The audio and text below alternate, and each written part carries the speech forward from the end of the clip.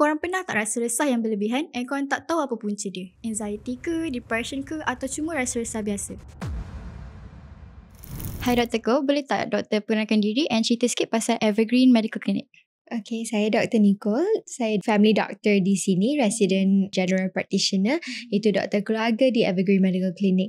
Kita jaga pesakit dari bayi sehingga orang tua, bukan sahaja dari segi kesihatan fizikal tetapi juga kesihatan mental.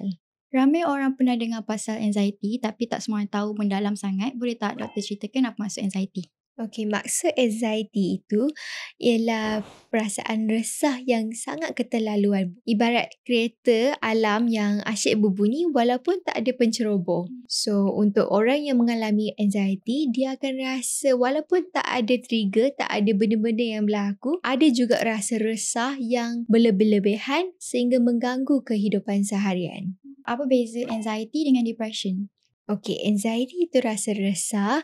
Dia lebih kepada rasa panik, berfikiran terlalu, rasa jatuh berdebar-debar. Untuk rasa depression, dia lain. Dia rasa lebih kepada murung, rasa sedih yang mendalam, hilang daya hidup, hilang semangat. Tapi banyak kes juga kita nampak yang anxiety dengan depression boleh datang pada waktu yang sama. So, kalau pesakit rasa kenapa pula dua-dua pun rasa, itu agak common jugalah. Alright, boleh tak doktor share 5 simptom utama tanda-tanda orang tu ada anxiety?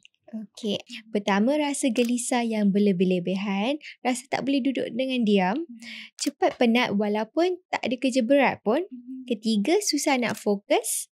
4, mudah marah, irritable, cepat naik angin. 5, tidur tu terganggu, susah nak lelap ataupun dah tidur asyik bangun tengah malam banyak kali. Tapi kalau simptom ni berlarutan hampir setiap hari untuk tempoh 6 bulan dan kita boleh cakap lah yang ni agak confirm lah ada anxiety.